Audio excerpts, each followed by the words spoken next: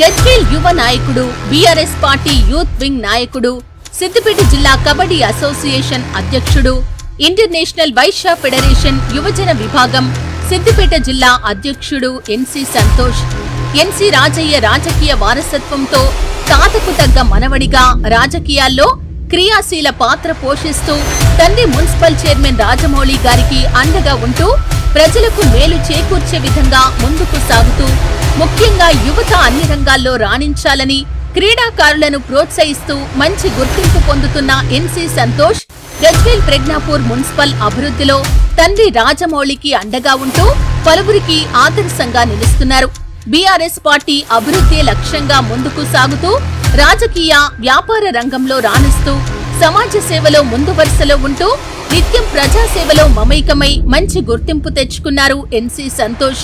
రాబోయే మున్సిపల్ ఎన్నికలు మరియు స్థానిక సంస్థల ఎన్నికల్లో బీఆర్ఎస్ పార్టీ జయకేతనం ఎగురవేస్తుంది అంటున్న ఎన్సీ సంతోష్ గారితో ముఖాముఖి. బీఆర్ఎస్ యూత్ వింగ్ నాయకుడు, సిద్దిపేట జిల్లా కబడ్డీ అసోసియేషన్ అధ్యక్షుడు, ఇంటర్నేషనల్ వైశ్య ఫెడరేషన్ యువజన విభాగం సిద్దిపేట జిల్లా అధ్యక్షుడు ఎన్సీ సంతోష్ గారితో ఉన్నాము. ప్రస్తుత రాజకీయాల గురించి వారి మాటల్లో తెలుసుకుందాం. నమస్కారం సార్. నమస్తే అండి. ఇటీవల అసెంబ్లీ ముగిసింది. అసెంబ్లీలో జరిగిన చర్చల గురించి మీ మాటల్లో. తెలంగాణ రాష్ట్రంలో రీసెంట్గా జరిగిన అసెంబ్లీ సమావేశాల గురించి మాట్లాడాల్సి వస్తే నిజంగా ప్రజలకు ఏదైతే కోరుకుంటున్నారో ఈ సమావేశాల ద్వారా ఏం మురిగిందని చెప్పేసి నేను అనుకోవట్లేదు. ఎందుకంటే ప్రజలకు కావాల్సింది ఎన్నికల ముందు ఇచ్చిన హామీలు ఏ విధంగా అమలవుతాయి, ఒక డైరెక్షన్ కావాలి. కానీ ఇప్పుడు జరిగిన అసెంబ్లీ సమావేశాలు చూస్తే ఒకరోజు సోనియా గాంధీ సంబరాలని చెప్పేసి, సోనియా గాంధీ పుట్టినరోజు సంబరాలని చెప్పేసి ఒకరోజు వేస్ట్ చేశారు. అలాగే అదానిపై రాజ్భవన్ ముట్టడని చెప్పేసి మరొక రోజు వేస్ట్ చేశారు. సీఎం రేవంత్ రెడ్డి గారు 2-3 రోజులు జైపూర్, ఢిల్లీ టూర్ అని చెప్పేసి తను కూడా రాలేదు. ఇలా సమావేశాలు జరిగితే ప్రజలకు ఇచ్చిన 6 గ్యారంటీలు, 13 హామీలు ఎవరు డిస్కస్ చేయాలి, ఏ సందర్భంలో డిస్కస్ చేయాలి, దాని మీద ప్రజలకు అవగాహన ఎలా జరుగుతుంది? ఈ సమావేశాలు నిజంగా ఈ వ్యక్తిగత పార్టీకి ఉపయోగపడే విధంగా, వ్యక్తిగత అభివృద్ధి కోసమే జరిగాయి తప్పిస్తే ప్రజలకు ఏ విధంగా కూడా ఉపయోగం లేని సమావేశాలుగా నేను చెప్పదలుచుకున్నాను. నిజంగా 16 హామీలలో ధరణి పోర్టల్ గురించి, అలాగే రైతు భరోసా గురించి ఈ సమావేశాల్లో బిల్లు ప్రవేశపెట్టడం జరిగింది. వాటిపై కూడా ప్రతిపక్షాలకు వాళ్ళ గొంతు నొక్కే విధంగా ఈ సమావేశాలు జరిగాయి. కానీ ప్రజలకు ఉపయోగపడే విధంగా మాత్రం సమావేశాలు జరిగాయని చెప్పేసి నేను అనుకోవట్లేదు. ఈ సందర్భంగా తెలియజేస్తున్నాను. గత బీఆర్ఎస్ పార్టీ అధికారంలో ఉన్నప్పుడు కేసీఆర్ గారు గజ్వేల్కి 5,000 ఇల్లు, డబుల్ బెడ్రూమ్లు నిరుపేదలకు ఇస్తా అని చెప్పి ఎన్నికల్లో హామీ ఇచ్చారు. 10 సంవత్సరాల కాలంలో ఏ ఒక్క నిరుపేదకు డబుల్ బెడ్రూమ్ ఇల్లు రాలేదు అని చెప్పి అపవాదు ఉంది. దానిపై మీ మాటలు. ఎస్ అండి, ఇది ఒక ప్రధాన సమస్య. ప్రస్తుత గజ్వేల్ ప్రజ్ఞాపూర్ నియోజకవర్గంలో డబుల్ బెడ్రూమ్ అనేది ఒక ప్రధాన సమస్య. ఎస్, గత బీఆర్ఎస్ ప్రభుత్వంలో యాక్చువల్గా కొన్ని విషయాలు అందరూ కూడా గమనించాలి. ఎంతో విశేషమైనటువంటి కాళేశ్వరం ప్రాజెక్టు యొక్క రిజర్వాయర్స్, కొండపోచమనే కావచ్చు, మల్లన్న సాగరే కావచ్చు, రంగనాయక సాగరే కావచ్చు, మన సిద్దిపేట నియోజకవర్గంలో జరిగినాయని చెప్పేసి అందరికీ తెలుసు. కానీ ఈ రిజర్వాయర్ల నిర్మాణ క్రమంలో అక్కడ ఉన్నటువంటి ముంపు గ్రామాలకు కూడా చూసుకునే బాధ్యత అప్పటి ప్రభుత్వంపై ఉండే. అంటే వాళ్ళందరూ కూడా మెజారిటీ ఆఫ్ ది పాపులేషన్ యొక్క కోరిక కూడా మేము గజ్వేల్ ప్రజ్ఞాపూర్ మున్సిపాలిటీలోనే ఉంటాము, అట్లా మాకు గజ్వేల్ ప్రజ్ఞాపూర్ మున్సిపాలిటీలోనే నివాసం కల్పించినట్టయితే మేము స్వచ్ఛందంగా వెళ్తామని చెప్పేసి దాదాపు మెజారిటీ ఆఫ్ ది పీపుల్ అప్పుడు అన్నమాట వాస్తవం. అయితే ఈ డబుల్ బెడ్రూమ్ విషయానికి వచ్చేసరికి గత జిల్లా యంత్రాంగం, మా డాడీ గారు మున్సిపల్ చైర్మన్ కాబట్టి నేను ఒక విషయం చెప్పదలుచుకున్నాను. గత జిల్లా యంత్రాంగం మున్సిపాలిటీకి దాదాపు ఒక 800 డబుల్ బెడ్రూమ్ హౌసెస్ మొదటగా అలొకేట్ చేయడం జరిగింది. ఆ తర్వాత మనము డబుల్ బెడ్రూమ్పై మనం రిక్వెస్ట్ తీసుకోవడము, అందులో ఒక 3,500 మంది డబుల్ బెడ్రూమ్ అర్హులు అప్లై చేసుకోవడం జరిగింది. ఆ తర్వాత మేమందరం కూడా హరీష్ అన్న గారి హెల్ప్తో, అలాగే మన కేసీఆర్ గారి దీవెనతోని, అలాగే జిల్లా యంత్రాంగం గారి వారి సూచనతో మనం ఇంకొక 200 హౌసెస్ మనం పెంచుకోగలిగాం. అంటే దాదాపు ఒక 1100 హౌసెస్ వరకు కూడా మనం డబుల్ బెడ్రూమ్ అర్హులకు ఇద్దామని చెప్పేసి అనుకున్నాం. ఆ తర్వాత జిల్లా యంత్రాంగం కలెక్టర్ ఆధ్వర్యంలో 3500 అప్లికేషన్స్ కానీ సర్వే చేస్తే ఒక 1500 హౌసెస్ 1500+ అర్హులను గుర్తించడం జరిగింది. అయితే మనకున్న హౌసెస్ ఓన్లీ 1100 చేంజెస్ హౌసెసే కాబట్టి ఒక లాటరీ సిస్టమ్ ద్వారా ఫస్ట్ ఈ 1100 మందికి మనం ఇళ్లను కేటాయిద్దామనే ఒక ఉద్దేశంతో స్థానిక మహతి ఆడిటోరియంలో మనకు లాటరీ సిస్టమ్ని ఏర్పాటు చేయడం జరిగింది. అందులో నుంచి 1100 చేంజ్ అర్హులను గుర్తించడం జరిగింది. ఆ తర్వాత ఈ మల్లన్న సాగర్ కొండపోచమ్మ ఏదైతే డెడ్ లైన్ ఉండడం చేత ఆ ముంపు గ్రామాల బాధితుల్ని వాళ్ళని ఏ డబుల్ బెడ్రూమ్ అయితే మనం ఈ డబుల్ బెడ్రూమ్ నిర్వాహకులకు ఇద్దామనుకున్నామో వాళ్ళని కూడా అలానే ప్లేస్ చేయడం వల్ల ఈరోజు ఈ సమస్య మన ముందు కనిపిస్తుంది. కాకపోతే నా యొక్క చిన్న సజెషన్ ఏంటి అంటే ఆ తర్వాత గవర్నమెంట్ చేంజ్ అయింది. ప్రస్తుతం కాంగ్రెస్ ప్రభుత్వం ఈరోజు రూలింగ్లో ఉంది. కాంగ్రెస్ ప్రభుత్వం చెప్పిన విధంగా ప్రతి సంవత్సరానికి ప్రతి నియోజకవర్గానికి 3500 హౌసెస్ ఇస్తా అని చెప్పేసి హామీ ఇచ్చింది. దాని ద్వారానే ఇప్పుడు మొన్న మన కన్సర్న్ మినిస్టర్ పొంగులేటి శ్రీనివాస్ రెడ్డి గారు కూడా ప్రతి నియోజకవర్గానికి ప్రతి సంవత్సరానికి 3500 ఇందిరమ్మ ఇల్లులు ఇస్తా అని చెప్పేసి హామీ ఇచ్చారు. కాబట్టి ఇప్పుడు ఆల్రెడీ ఒక సంవత్సరం గడిచిపోయింది. అంటే 3500 హౌసెస్ మన నియోజకవర్గానికి కాంగ్రెస్ ప్రభుత్వం రుణపడి ఉంది. అలాగే ఈ ఇయర్ చూసుకుంటే 24-25 ఇయర్ చూసుకుంటే కూడా మరొక 3500 అంటే దాదాపు ఒక 7000 ఇందిరమ్మ ఇల్లు ఈ గజ్వేల్ నియోజకవర్గానికి రావాలి. సో దయచేసి నేను కాంగ్రెస్ నాయకుల్ని రాష్ట్ర ప్రభుత్వాన్ని కోరేది ఏంటంటే గజ్వేల్ నియోజకవర్గం గత సీఎంగా ప్రాతినిధ్యం వహించిన నియోజకవర్గం. ఖచ్చితంగా చాలా సమస్యలు ఉంటాయి.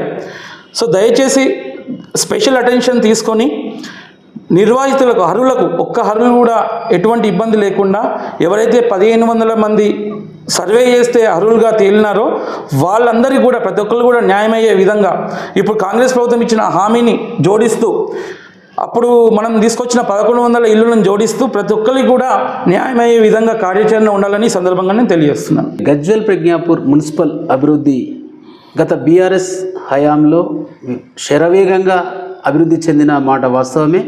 ఈ మధ్య కుంటుపడింది అని చెప్పేసి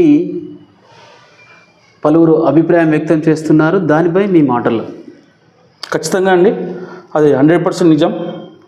గత సంవత్సరం కాలం నుంచి కూడా గజ్వేల్ ప్రజ్ఞాపూర్ మున్సిపాలిటీకే కానీ లేకపోతే గజ్వేల్ నియోజకవర్గానికే కానీ ఒక్క రూపాయి కూడా రాష్ట్ర ప్రభుత్వం కేటాయించలేదు. ఇది నిజంగా ముమ్మాటికి కక్షపూరితమైన పరిపాలనే.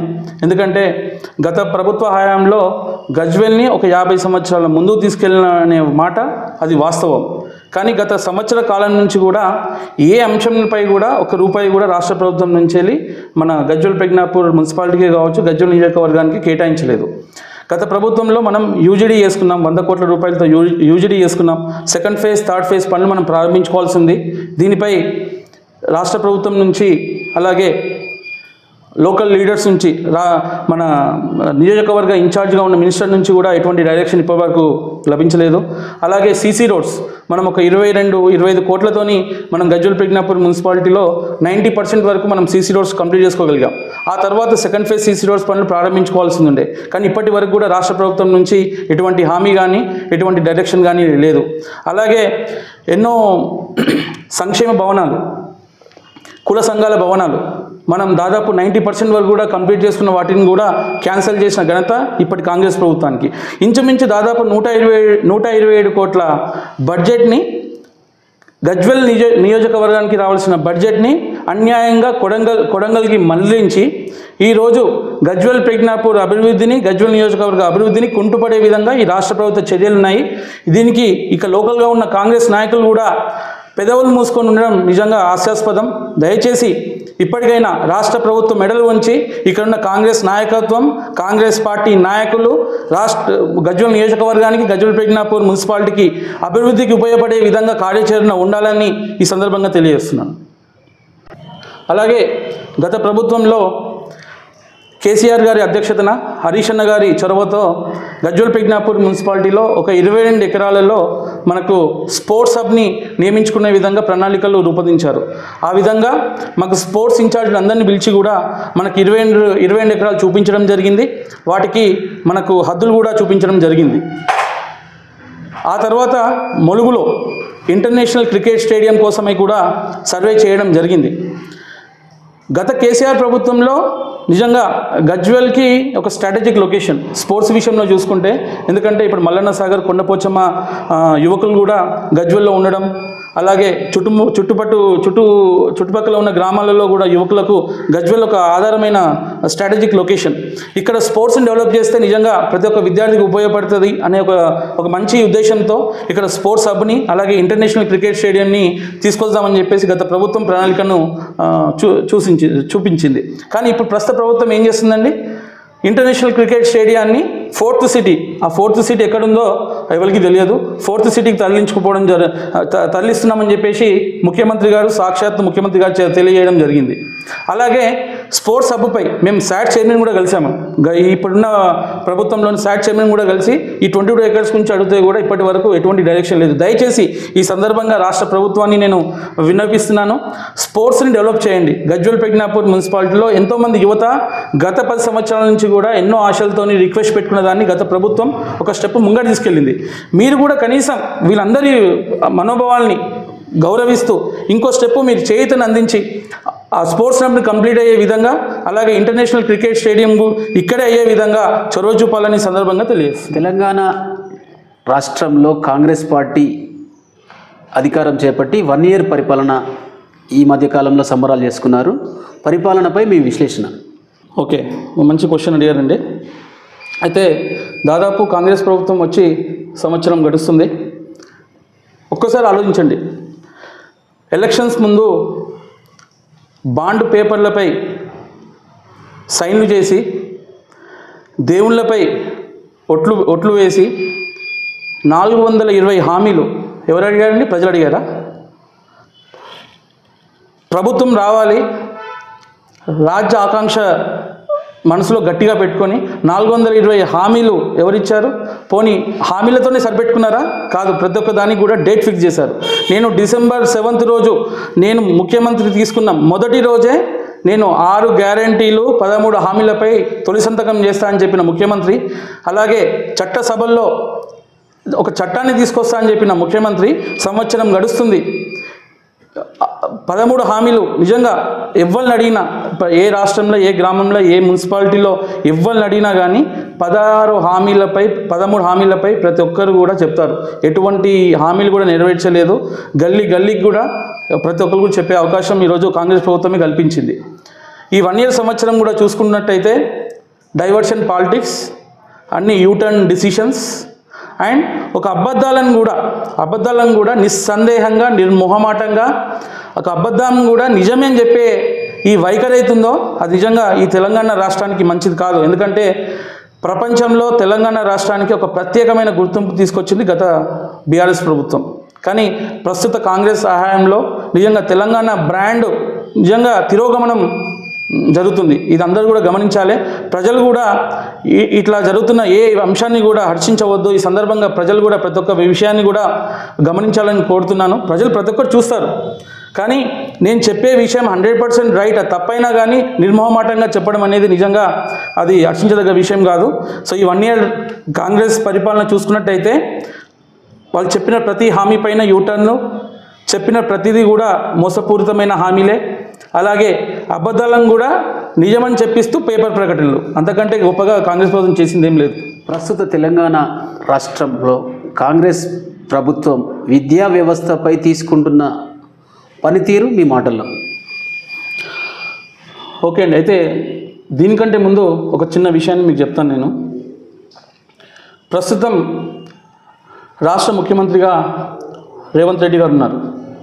మరి రేవంత్ రెడ్డి గారి దగ్గరనే విద్యాశాఖ రేవంత్ రెడ్డి గారి ఆధ్వర్యంలోనే ఉంది, సంక్షేమ శాఖ రేవంత్ రెడ్డి గారి ఆధ్వర్యంలోనే ఉంది, అలాగే హోంశాఖ కూడా రేవంత్ రెడ్డి గారి ఆధ్వర్యంలోనే ఉంది. ఒక్క విషయం ఆలోచించండి, కాంగ్రెస్లో ఎంతోమంది యువ నాయకులు ఉన్నారు, ఎంతోమంది అనుభవం ఉన్న రాజకీయ నాయకులు ఉన్నారు. ఇప్పుడు మీరు ప్రస్తుతం రాష్ట్రంలో జరుగుతున్న సంఘటనలను చూస్తుంటే ఒక లా అండ్ ఆర్డర్ కంప్లీట్గా ఫెయిల్ అయింది. నిజంగా రేవంత్ రెడ్డి గారు ముఖ్యమంత్రిగా ఎన్నో బిజీ స్కెడ్యూల్తో ఉంటాడు. ఆయన తరచూ ఇలాంటి సంఘటనలపై సమీక్ష చేయలేకపోతున్నానని చెప్పేసి నా ఉద్దేశం. ఎందుకంటే మీరు ఒక లా అండ్ ఆర్డర్ పోలీసులపై లాఠీ ఛార్జులు, పోలీస్ వ్యవస్థ ద్వారానే పోలీసులపై లాఠీ ఛార్జులు చేయడం చూసాము, మహిళలపై లాఠీ ఛార్జులు చేయడం చూసాము, అలాగే రైతులపై లాఠీ ఛార్జులు చేయడం చూసాము, విద్యార్థులపై కూడా లాఠీ ఛార్జ్ చేయడం చూసాము. అలాగే ప్రస్తుతం హిందూ మతాలపై, హిందూ గుళ్ళపై కూడా ఈ మధ్య చాలా సంఘటనలు చూసాం. So is it not a law failure కాదండి? సో ఖచ్చితంగా. అలాగే మన విద్యా వ్యవస్థపై వచ్చేసరికి విద్యా వ్యవస్థలో మనం ఎన్నో విషయాలు మనం చూస్తున్నాము. అందులో ముఖ్యంగా ఇప్పుడు గురుకులాల్లో విద్యార్థుల పరిస్థితి మనం ప్రొద్దున లేస్తే ప్రతి పేపర్లో, ప్రతి టీవీల్లో, ప్రతి ఛానల్లో గురుకులాల విద్యార్థులపై వాళ్ళు పడుతున్న బాధలపై మనం ప్రతిరోజు ఏదో ఒక సంఘటన చూస్తున్నాం.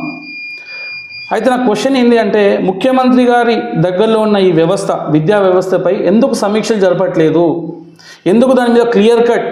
ఇప్పుడు చిన్న సంఘటన జరిగింది, అల్లు అర్జున్ గారి గురించి మీరు అడిగారు.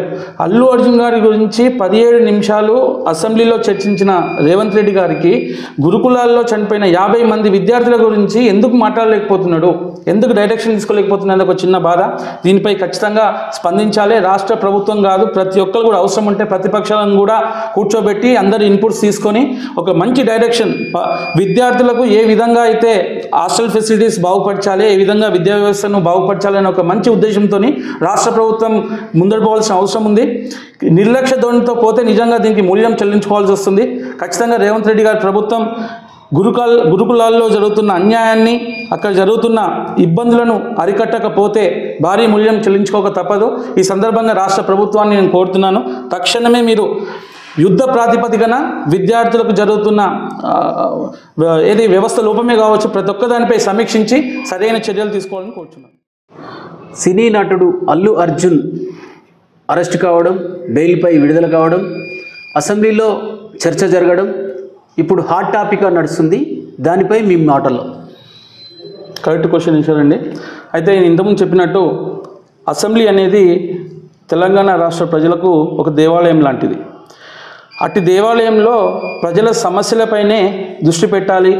ఇది ప్రతిపక్షమే కావచ్చు, స్వపక్షమే కావచ్చు, విపక్షమే కావచ్చు, ఎవరైనా కానీ ప్రజల సమస్యలపై మాట్లాడితేనే ఆ దేవాలయానికి వాటికి ఇచ్చే విలువను మనం కాపాడిన వాళ్ళం అవుతాము. కానీ ఒక కోర్టు పరిధిలో ఉన్న అంశాన్ని నిజంగా అసెంబ్లీలో చర్చించుకోవడం నిజంగా బాధాకరమైన విషయం. ఎందుకంటే దాదాపు నేను టీవీలో, పేపర్లో చూస్తున్నాను, అసెంబ్లీ సమావేశాలకు 1 నిమిషంకి గాను 3 నుంచి 4 లక్షల రూపాయల ఖర్చు రాష్ట్ర ప్రభుత్వం పెడుతుందని చెప్పేసి నేను విన్నాను. అంటే దాదాపు అల్లు అర్జున్పై విషయం ఒక 16 నుంచి 17 నిమిషాల వరకు జరిగింది. అంటే దాదాపు 60-70 లక్షల రూపాయలు వేస్ట్ చేస్తూ ఒక కోర్టు పరిధిలో ఉన్న అంశాన్ని నిజంగా అసెంబ్లీ సాక్షిగా చెప్పడం అనేది నిజంగా ఇది ప్రజలకు ఏమాత్రం కూడా ఉపయోగం కాని అంశము. సో మనమే కాదు, ఎవరైనా అటు రాష్ట్ర ప్రభుత్వమే కావచ్చు, సినీ ఇండస్ట్రీ కావచ్చు, అల్లు అర్జున్ ఫ్యామిలీ కావచ్చు, ఈ విషయం ఇంతటితో ఆపేస్తే బాగుంటుంది. ఎందుకంటే మనకు చట్టం ఉంది, న్యాయం ఉంది, ఏ విషయమైనా కోర్టు ద్వారా తేల్చుకోవాలి ఇటు విషయం.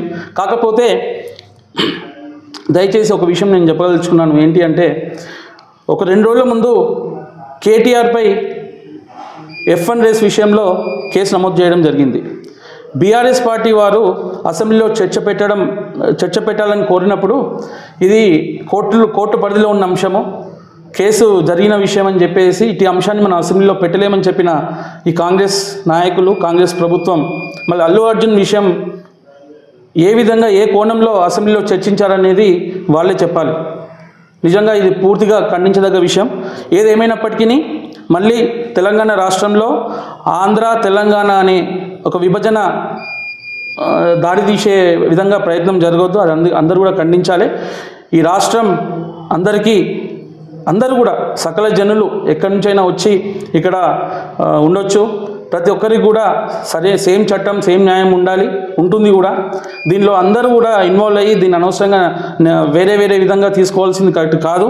ఇంతటితో ఈ విషయాన్ని బంద్ చేయవలసిందిగా నా విధంగా నేను కోరుకుంటున్నాను. ప్రస్తుతం కొడంగల్ నియోజకవర్గానికి అభివృద్ధికి బీఆర్ఎస్ ఆటంకం అని చెప్పేసి ముఖ్యమంత్రి రేవంత్ రెడ్డి గారు అంటున్నారు.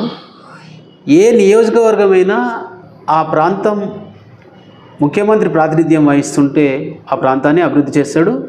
నిజంగా గతంలో కేసీఆర్ గారు ఈ గజ్వెల్ ప్రాంతంలో అభివృద్ధి మనం చూసిందే.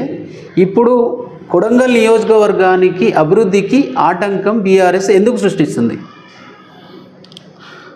నేను ఖచ్చితంగా ఇది డబుల్ స్టాండర్డ్స్ అండ్ ద్వంద్వ వైఖరి అని చెప్పేసి నేను అంటానండి. ఎందుకంటే మీరందరూ చూశారు, గత బీఆర్ఎస్ ప్రభుత్వ హయాంలో కేసీఆర్ గారు సాక్షాత్తు ముఖ్యమంత్రి గారే గజ్వెల్ నియోజకవర్గం నుంచి వెళ్ళి ప్రాతినిధ్యం వహించారు.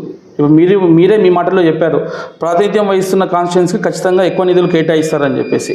మరి అప్పుడు రేవంత్ రెడ్డి గారు చేసిన ఆరోపణలు ఎలా ఉన్నాయండి? ప్రతి ఒక్కటి కూడా వేల కోట్ల రూపాయలు ఓన్లీ సిద్దిపేట, సిరిసిల్ల, గజ్వెల్కే వేస్తారని చెప్పేసి అసెంబ్లీ సాక్షిగా పార్టీ పరంగా వాళ్ళు ఆరోపణలు చేయలేదా? వాస్తవం కాదా? ఇప్పుడు మా వైఖరి కూడా ఇప్పుడు అలాగా లేదు. ఇప్పుడు మేము ఏమంటున్నామంటే 100% ఇక్కడ నుంచి R&B వ్యవస్థ తరలిపోయింది. ఎవరు కూడా మేము క్వశ్చన్ చేయలేదే, మేమేం రాస్తా రోకోలు బంధులు చేయలేదు. దానికోసమై ఇంటర్నేషనల్ క్రికెట్ స్టేడియం తీసుకెళ్ళిరు, దాని గురించి మేమేం రాస్తా రోకోలు బంధులు చేయలేదే. అడుగుతున్నాం, గత ప్రభుత్వం ఇచ్చిన హామీలను క్యాన్సిల్ చేయకండి అని చెప్తున్నాం అంతే. ఎస్, కొత్త వాటిని మీరు చేసుకోండి 100%. అక్కడైనా పబ్లికే, ఇక్కడైనా పబ్లికే. అభివృద్ధిని ఖచ్చితంగా మేము 100% మేము అంగీకరిస్తాం. కాకపోతే గజ్వెల్ నియోజకవర్గానికి ఏవైతే ఆల్రెడీ అలొకేట్ చేశారో వాటిని మీరు క్యాన్సిల్ చేయకండి మాత్రమే మా వాదన. ఇంకొకటి, ప్రజల కోరిక మేరకు చేస్తే ఏ అభివృద్ధి అయినా ఎవరైనా 100% యాక్సెప్ట్ చేస్తారు. ఒక లగచర్ల విషయం తీసుకోండి. లగచర్ల విషయంలో రైతులందరూ ముక్త కంఠంతో ఇక్కడ మాకు ఫార్మాసిటీ వద్దు, మా ప్రాణాలు పోయినా సరే అని చెప్పేసి వాళ్ళు అంతగా గత సంవత్సరం నుంచి కూడా వాళ్ళు ఆరోపణలు అంటే వాళ్ళ బాధను వ్యక్తం చేస్తుంటే ఓట్లు వేయించుకొని ముఖ్యమంత్రిగా ఈరోజు నువ్వు సీట్లో అనుభవిస్తూ కనీసం వాళ్ళ దగ్గరికి వెళ్ళి ఒక్కసారైనా ఒక సమీక్ష పెట్టిండా అండి? మళ్ళీ ఇలాంటి అభివృద్ధిని యాజ్ ఎ ప్రతిపక్షంగా 100% మేము అడ్డుకుంటాము. ప్రజల కోరిక మేరకు 100% మేము ప్రతిదీ కూడా మేము ముంగడికి వెళ్తాము, వాళ్ళని సమర్థిస్తాము. అయినంత మాత్రాన మేము అభివృద్ధిని అడ్డుకుంటున్నట్టు కాదు, ప్రజల అభిష్టం మేరకు ముంగడికి పోవాలని చెప్పేసి రాష్ట్ర ప్రభుత్వాన్ని సూచించడం మాత్రమే. ఇప్పటి వరకు మీరు చెప్పిన మాటల్లో గజ్వెల్ ప్రజ్ఞాపూర్ కానీ గజ్వెల్ నియోజకవర్గం కానీ 50 సంవత్సరాల అభివృద్ధిలో ముందుకు వెళ్ళింది అని అంటూ ఉన్నారు.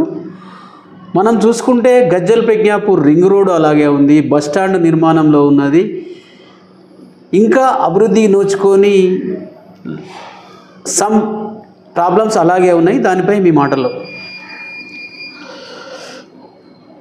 అయితే తప్పకుండా అండి, ఎవరమైనా కానీ మనం ఒక విజయాన్ని అందుకోవాలన్నా, ఒక లక్ష్యాన్ని మనం చేరుకోవాలన్నా ప్రణాళిక అనేది చాలా ముఖ్యమైనది. మనం ఒక గమ్యాన్ని చేరుకోవాలంటే మనం ఆ గమ్యాన్ని అనేది మనం ఫస్ట్ ఐడెంటిఫై చేస్తాం.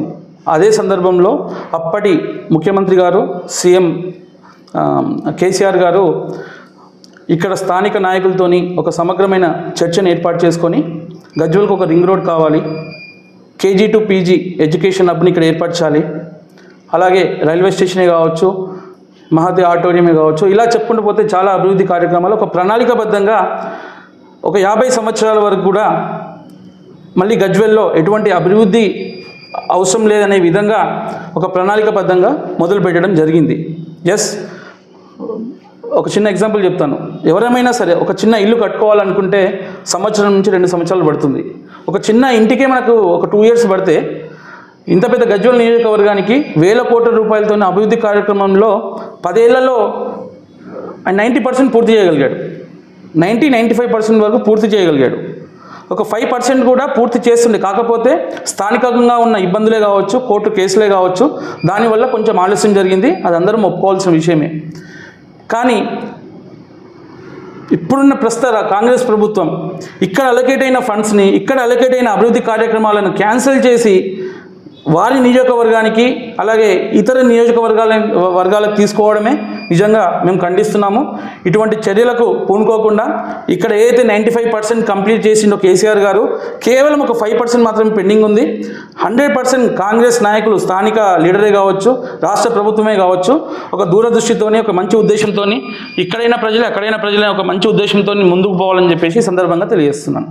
బీఆర్ఎస్ అధినేత మాజీ ముఖ్యమంత్రి కేసీఆర్ గారు గజ్వెల్ ప్రాతినిధ్యం వహించి ఎమ్మెల్యేగా గెలిచి అసెంబ్లీలోకి వెళ్లకుండా గజ్వెల్ ప్రజలకు కలవకుండా ముఖం చాటేస్తూ తన ఉనికిని కోల్పోతూ ఉన్నారు అని చెప్పేసి కాంగ్రెస్ ప్రధానంగా చర్చిస్తూ ఉన్నది. దానిపై మీ మాటల్లో. అవునండి. అయితే కేసీఆర్ గారు మొదటి నుంచి కూడా కాంగ్రెస్ ప్రభుత్వం రాష్ట్రంలో వచ్చినప్పటి నుంచి కూడా మనందరికీ ఒక మాట చెప్తూ వస్తున్నాడు. కొత్తగా వచ్చిన ప్రభుత్వం సంవత్సర కాలం పాటు వారికి మనం టైం ఇవ్వాలి, ఎందుకంటే వారు కుదుట పడాలి, అలాగే వారి యొక్క డైరెక్షన్ తెలవాలి అనే ఒక ఉద్దేశంతో, ఒక మంచి ఉద్దేశంతో కేసీఆర్ గారు మొదటి నుంచి కూడా అందరికీ చెప్తున్న మాట వాస్తవమే. కాకపోతే బీఆర్ఎస్ పార్టీ క్రమశిక్షణకు మారిపోయారు.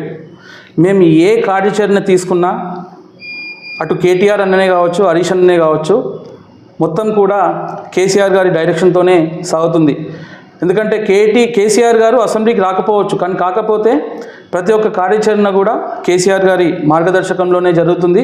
అదేవిధంగా ప్రజలకు ఏ విధంగా ఉపయోగపడాలి, ఒక ప్రతిపక్షంగా మేము రాష్ట్ర ప్రభుత్వాన్ని ఏ విధంగా ఎరుకున పెట్టాలి, ప్రజలకు ఏ విధంగా ఉపయోగంలో ఉండేట్టు చూసుకోవాలనేది 100% కేసీఆర్ గారి డైరెక్షన్లోనే జరుగుతుంది. అయితే రేవంత్ రెడ్డి గారి మాటల్లో చెప్పినట్టయితే, రేవంత్ రెడ్డి గారు ఏమన్నంటే గుడ్లు వీకి గోటీలు ఆడతాను, పేగులు తీసి మెడలు వేసుకుంటాను, చెడ్డీలో తొండలు ఇడుస్తానని చెప్పేసి ఇలా క్రిమినల్ లాంగ్వేజ్ యూజ్ చేయడము, మళ్ళీ ఇవన్నీ మాట్లాడుతుంటే సాక్షాత్తు ఒక 10 సంవత్సరాలు ముఖ్యమంత్రిగా ఒక హుందాగా వ్యవహరించిన వ్యక్తి ఎవరు కూడా ఆ మాటలను పడలేరు. నిజంగా ఎప్పుడైతే ముఖ్యమంత్రి గారు కాంగ్రెస్ నాయకులు ఇలాంటి క్రిమినల్ లాంగ్వేజ్ మాట్లాడడం బంద్ చేస్తారో 100% మా నాయకులమే కావచ్చు, ప్రతి ఒక్కరం కూడా వాళ్ళని గౌరవిస్తాం. మాకు ఏ విధంగా అయితే చట్టం రాజ్యాంగం చెప్తుందో దాని ప్రకారం మేము నడుచుకుంటాం. అయితే జనరల్గా ఇప్పుడు మనం అసెంబ్లీ సమావేశాలు చూసినా కానీ, మా కార్యాచరణ చూసినా కానీ కేవలం కేటీఆర్ హరీష్ అన్న కార్యాచరణకే వీళ్ళు తట్టుకోలేకపోతున్నారండి. మళ్ళీ కేసీఆర్ గారిను ఏ విధంగా తట్టుకుంటారు? ఏదేమైనప్పటికీ కేసీఆర్ గారు 100% వస్తాడు. ప్రజలకు ఉపయోగపడే విధంగా రాష్ట్ర ప్రభుత్వం మెడలు వంచేది కేసీఆర్ గారే. ఎలాగైతే కేంద్ర ప్రభుత్వాన్ని అలాగే రాష్ట్ర ప్రభుత్వాన్ని, అప్పుడున్న రాష్ట్ర ప్రభుత్వాన్ని మెడలు వంచి తెలంగాణ రాష్ట్రాన్ని ఏ విధంగా అయితే అభివృద్ధి పథంలో నడిపించాడో ఇప్పుడు కూడా కేసీఆర్ గారు సరైన టైంలో వస్తాడు.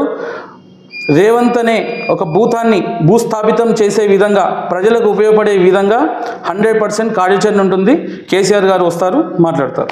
గజ్వెల్ ప్రజ్ఞాపూర్ మున్సిపల్ చైర్మన్గా మీ నాన్నగారు ఉన్నారు. త్వరలో మున్సిపల్ పదవి కాలం ముగియనున్నది. రాబోయే మున్సిపల్ ఎన్నికల్లో మీరు పోటీ చేసే ఆలోచనలో ఉన్నారా? మీ మాటల్లో. అయితే ప్రజాక్షేత్రంలో అంతిమ తీర్పు ప్రజలే ఇస్తారు, ప్రజలే న్యాయ నిర్ణేతలు. అయితే ప్రస్తుత రాష్ట్ర ప్రభుత్వ పనితీరు, అలాగే జిల్లా యంత్రాంగం పనితీరు గజ్వెల్ ప్రజ్ఞాపూర్ మున్సిపాలిటీ ప్రజలే కావచ్చు, అలాగే నియోజకవర్గ ప్రజలే కావచ్చు, ప్రతి ఒక్కటి కూడా వాళ్ళు ప్రతి ఒక్క విషయాన్ని కూడా క్షుణ్ణంగా పరిశీలిస్తున్నారని అందరూ తెలిసిన విషయమే. అయితే గత బీఆర్ఎస్ ప్రభుత్వ పనితీరును వాళ్ళు చూశారు. అయితే ఈ సంవత్సర కాలం నుంచి కూడా కాంగ్రెస్ ప్రభుత్వ పనితీరును వాళ్ళు చూస్తున్నారు. రాబోయే ఎలక్షన్స్లో 100% న్యాయమే గెలుస్తుంది. ఎందుకంటే బీఆర్ఎస్ హయాంలో రాష్ట్రం చాలా అంశాల్లో దేశంలో నెంబర్ 1గా తీర్చిదిద్దిన ఘనత బీఆర్ఎస్ ప్రభుత్వానికి ఉంది. ఎందుకంటే పర్ క్యాపిటా ఇన్కంలో కావచ్చు, అలాగే ప్యాడీ ప్రొడ్యూస్మెంట్లో కావచ్చు, రాష్ట్ర ఆదాయమే కావచ్చు. మనకు రాష్ట్రం ఏర్పడిన తర్వాత 1,20,000 కోట్ల ఉన్న బడ్జెట్ దాదాపు 3 లక్షల కోట్ల బడ్జెట్ తీసుకొచ్చిన ఘనత కేసీఆర్ ప్రభుత్వానికి. అలాగే పర్ క్యాపిటా ఇన్కమ్ 1,00,000 మీద ఉన్న పర్ క్యాపిటా ఇన్కమ్ ఈరోజు 3.5 లక్షల పర్ క్యాపిటల్ ఇన్కమ్గా తీర్చిదిద్దిన ఘనత కేసీఆర్ ప్రభుత్వానిదే. అలాగే ఐటీ రంగానికి వస్తే ఇప్పుడు కేవలం 50,000 సాఫ్ట్వేర్ ఉద్యోగాలున్న ఐటీ సంస్థను ఈరోజు దాదాపు 7-8 లక్షల ఉద్యోగాల వరకు తీసుకెళ్లిన ఘనత కూడా బీఆర్ఎస్ ప్రభుత్వానిదే. మొత్తంగా బీఆర్ఎస్ ప్రభుత్వ హయాంలో రాష్ట్ర ప్రజలందరూ కూడా ఎవరికి వారి పనుల్లో నిమగ్నమై అభివృద్ధికి ఎటువంటి ఆటంకం లేకుండా వారి యొక్క వ్యక్తిగత అభివృద్ధి కావచ్చు, రాష్ట్ర అభివృద్ధి కావచ్చు, ఎక్కడ కూడా ఆటంకం లేకుండా జరిగింది. అయితే ఇప్పుడు గత 1 year నుంచి కూడా ప్రజలందరూ కూడా గమనిస్తున్నారు రాష్ట్రం ఏ విధంగా ముందడుకెళ్తుంది, మన ఆర్థిక పరిస్థితి ఏముంది, మన వ్యక్తిగత అభివృద్ధి ఏందనేది ప్రజలందరూ అర్థం చేసుకోగలుగుతారు. అంతిమ నిర్ణేతలు ప్రజలే కాబట్టి స్థానిక ఎలక్షన్స్లే కావచ్చు, మున్సిపల్ ఎలక్షన్లే కావచ్చు 100% మళ్ళీ బీఆర్ఎస్ పార్టీ జెండా ఎగరవేస్తుందని నా ప్రగాఢ విశ్వాసం.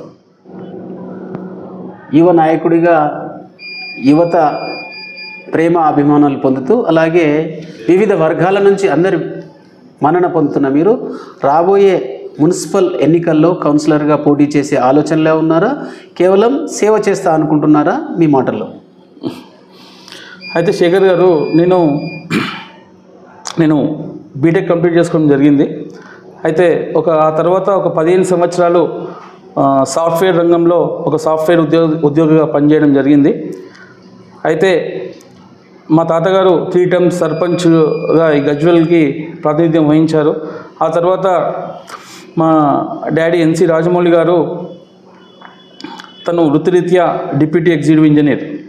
ఆ డిప్యూటీ ఎగ్జిక్యూటివ్ ఇంజనీర్ రిటైర్మెంట్ తీసుకున్న తర్వాత కేసీఆర్ గారి ఆశీస్సులతో అలాగే హరీష్ అన్న గారి మార్గదర్శకంలో బీఆర్ఎస్ పార్టీలో చురుకుగా పాల్గొనడం, ఆ తర్వాత నేను కూడా సాఫ్ట్వేర్ ఉద్యోగానికి రిజైన్ చేసి ఇక్కడికి రావడం జరిగింది. అయితే వచ్చిన తర్వాత ఒక లాస్ట్ 6 years నుంచి కూడా నేను గజ్వెల్లోనే ఉంటున్నాను.